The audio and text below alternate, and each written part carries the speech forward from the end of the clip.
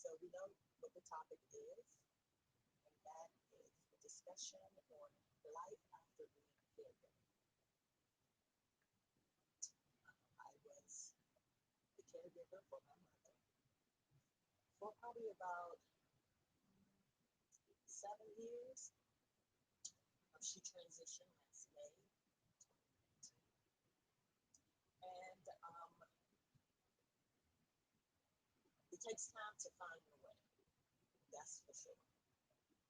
Right now, I am just doing the work as far as regaining Cecilia, because when you are a caregiver, your life is like totally dedicated to the person that you're caring for, and so you kind of lose sight of who you are, and you're just kind of going through the motions as far as making sure that person is good. Um, you're also making sure that any of their health issues is being addressed. I had to deal with a lot as far as her. I did have aides, health aides to assist me, but then you have those glitches when the aides fall out, and then you're getting coverage. Sometimes the coverage comes through, sometimes the coverage isn't great, and so you have to deal with all these nuances. But the bottom line is when your loved one transitions, not only are you having to deal with the grief of losing that person, but now you have to figure out your new normal. And that process has been a process, figuring out my new normal. I have also, um, I did counseling because you feel stuck. You kind of feel lost. And me being an only child, and my dad had passed in 1996. So truthfully, I even felt orphaned, you know, um, to an extent. Like, where's my mom? Where's my dad? But the, the main thing is trying to get back to who I was, not more so who I was prior, but to who I was as far as a person that's pursuing her dreams. I still have a nonprofit called Women of Virtue Incorporated, and all of that just got shut down because my mom became my priority as her caregiver. You know, next month, November, is National Caregiver Month, and caregivers need to be celebrated, but also there needs to be a point where um, they also get a break, because of course, caring for anyone, you can become burnt out, and that kind of that you have a residual once that person has transitioned. You kind of have this residual of that. I mean, I recall even now. I mean, I sleep to the point that I'm like dead, because I slept so lightly when I was caring for my mom. I had to put um, baby monitors in my room so I could hear her. So I slept very lightly, not really realizing I wasn't getting really good sleep because I was on call. I was that person. I was that caregiver. And so now um, I'm realizing that when I go to sleep, I am gone to sleep.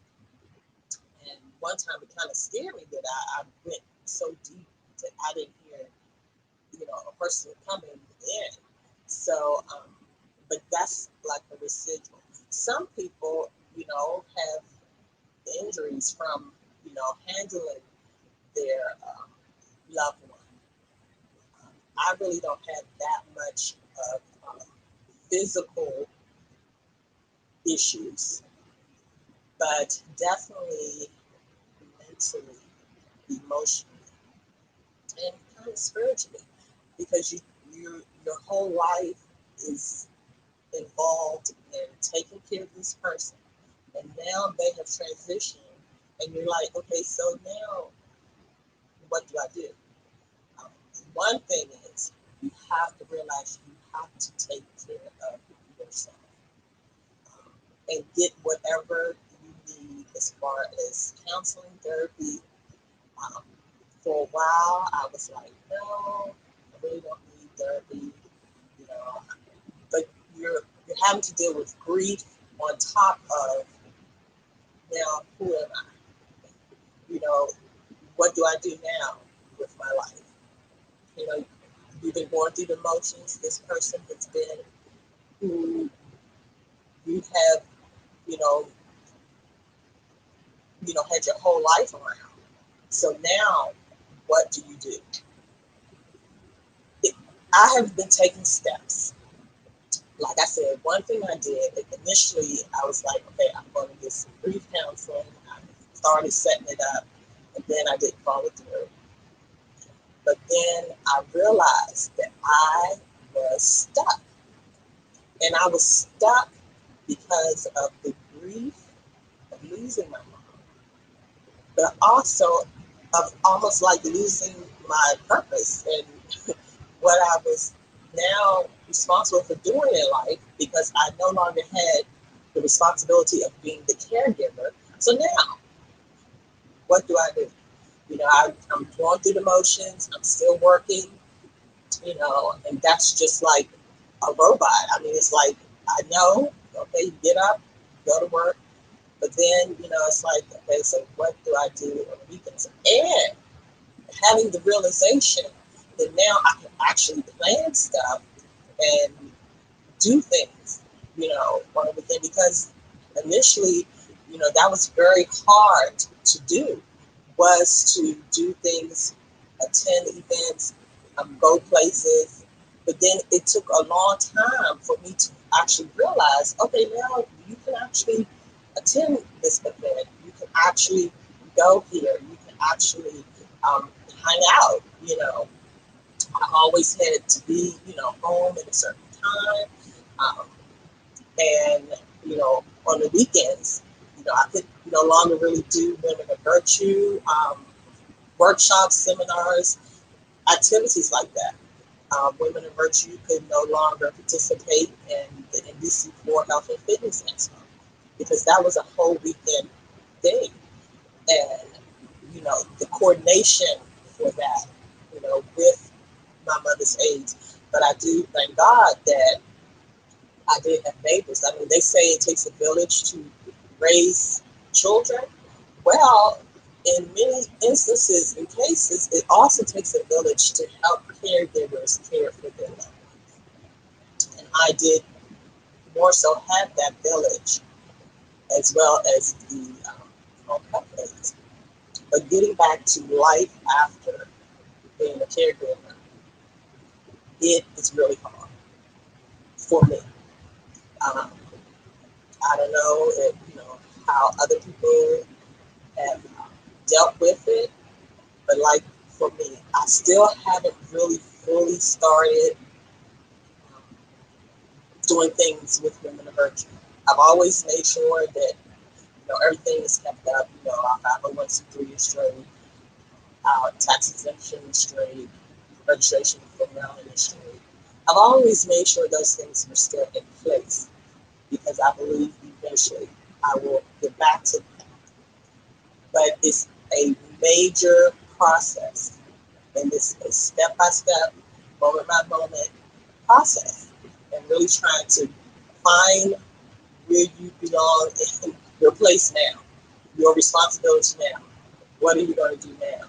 And like I stated before, now, I can kind of go out. Well, we can't go out too much now. The COVID has come, which is a whole nother issue and situation. But like I said, May of last year, um, really. up until maybe um, December of last year. I It finally hit me. Well, you are free to do things now. You can say yes to events. You can say yes to invitations. You can go and hang out longer than an hour or two. You don't have to arrange for somebody to cover you. Um, it really took till about that time to say, okay, I can do this. But then, of course, then the COVID came. I mean, I had not been on a vacation in a minute. Um, I've wanted to travel to Williamsburg, but I just wasn't able to do that.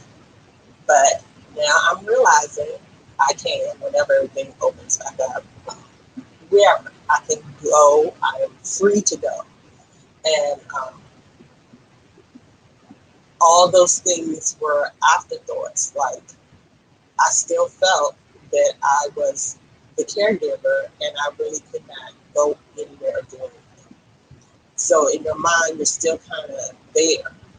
And again, it takes time, but you can push through and get to where you need to be as far as recognizing that there is life after being a caregiver.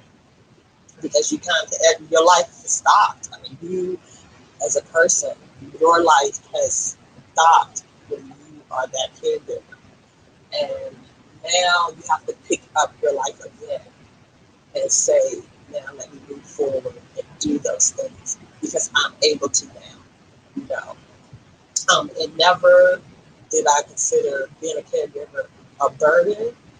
Um, it was my honor and the love that I had for my mom because she was awesome, and I know she's still with me. But I also know that she would be pushing me forward because she was my biggest cheerleader as far as the things that I was doing with her virtue. And the other little businesses I did, she was my biggest cheerleader and supporter. So I know that she is egging me on. Now, Cecilia, take your life back, do what you need to do, because there is life after caring for me. And you also have to learn now to kind of sit down and map out where you're trying to go, what you're trying to do. And believe me, a lot of prayer, like I said, even going through the motion of seeking counseling for grief, I was also able to address the fact that now, you know, I need to regain my life. I need to figure out um, who I am, what I'm doing, where I'm going, because now I can pick up my life again. I can live again. I can do things. Um, I have permission because I know that there's life after being a caregiver. There's so many other points I want to make and so many other things I want to say, but this is my first time, and I wanted to just start it, especially since um, the National Caregiver Month starts next month in November. And I will be coming on to talk about some of the things that I did that helped me. Some of the things I purchased from Amazon, give out some tips and ideas that can help make your life easier in caring for your loved one, based on their needs and just, things like that. So I just wanted to come on here to just preference the things to come, um, and to share. I wanted, other people, if they were interested, to come on. Hopefully I'll be able to get others to come on and talk about their experience, talk about what they've been through, what they're going through, as far as life after being a caregiver, but also some of those who are currently caregivers, that we can talk about it, that we can discuss it, that we can share ideas and things of that nature. So um, I will just make sure that I have uploaded the next time that I will actually be online and going live. I'm trying out this StreamYard because this is something that I know that I've wanted to do for a very long time. Always wanted to, especially now, we kind of like have no choice but to go online because Women in Virtue used to do so many in-person events till now we can't do them. I mean, we used to have our teas, we used to have our workshops and seminars, but I'm realizing that we can do these things online and reach people and help them and aid them. So that is one thing that I know is going to be or is a part of my life after being a caregiver is to reboot Women of Virtue because I believe we did some great work. And I know that's what my mother would want me to do, her being one of my biggest supporters. And also just to say, hey, we need to be there for one another and support each other.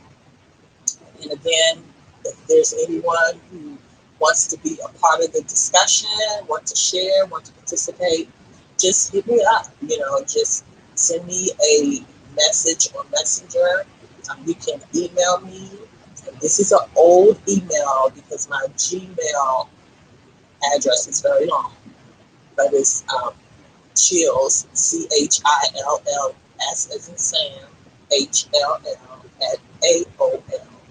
But the thing is, I just wanted to test the waters, put my toe in the water before I jump all the way in.